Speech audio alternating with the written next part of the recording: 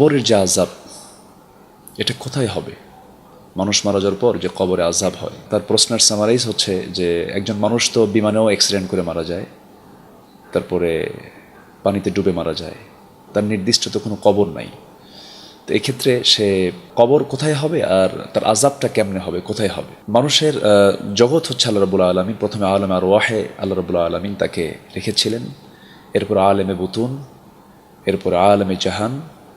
তো আলেমে জাহানের পর বান্দা তার যখন মৃত্যু চলে আসবে, মৃত্যুর মধ্য দিয়ে তার একটা অন্তর্বর্তীকালীন একটা সময় আসবে, সেটা হচ্ছে আলেমে বারজাখ। আর আলেমে বারজাখ মানে হচ্ছে অর্থাৎ কবরের যে সময়টা, অন্তর্বর্তীকালীন একটা সময়। এই কবর অর্থাৎ এটা মৃত্যুর সঙ্গে সঙ্গে সবার জন্য এই বারজাখটা চলে আসবে। রুহের তো কোনো মৃত্যু নেই, দেহটা থেকে রুহ চলে যায়, কারো চলে যায় আইল্লিনে, কারো চলে যায় সিজ্জিনে, যেটা কাল্লা ইন্নাল আবরার লাফি আইল্লিয়িন, অর্থাৎ যারা পুণ্যবান আত্মা তারা আইল্লিনে চলে যাবে, যাদের আত্মাটা হচ্ছে গুনায় ভরা, যাদের জীবনটা গুনায় ভরা ছিল, তারা সিজ্জিনে চলে যাবে। সিজ্জিন শব্দটা সিজনুন থেকে এসেছে, যার অর্থ হচ্ছে জেইল, অর্থাৎ মৃত্যুর মধ্য দিয়ে তার পাকড়াও শুরু হয়ে যাবে। কবর থেকেই তার এই অন্তর্বর্তীকালীন বারজাখ থেকেই সে জান্নাতের একটা সুঘ্রাণ সে পাবে, যদি সে জান্নাতি হয়।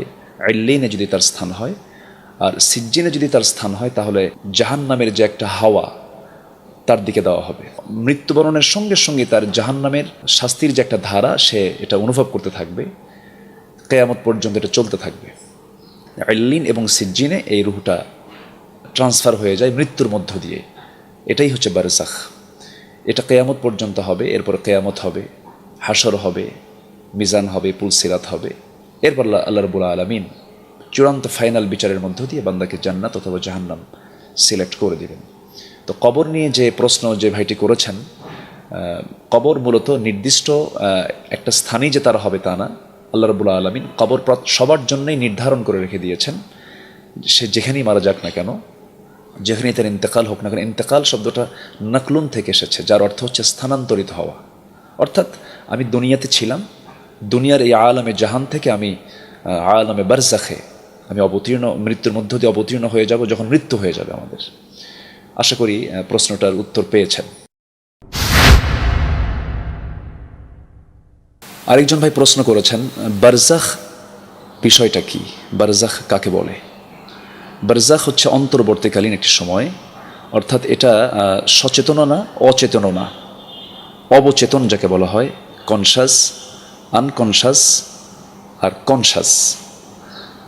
অর্থাৎ সাবকনশাস হচ্ছে অবচেতন, অর্থাৎ মানে সে কিছু করতে পারবে না কিন্তু বুঝতে পারবে। আর অচেতন হচ্ছে সে কিছুই জানবে না। আর সচেতন তো এটা আমরা দুনিয়ার জিন্দেগিতে যে অবস্থান করছি। অর্থাৎ বারজাখের জিন্দেগিতে সে অবচেতন থাকবে, সব কিছু বুঝবে, সব কিছু জানবে, সে অনেক কিছুই সে ফিল করবে। জাহান্নামের যে শাস্তি, শাস্তির একটা অংশ, একটা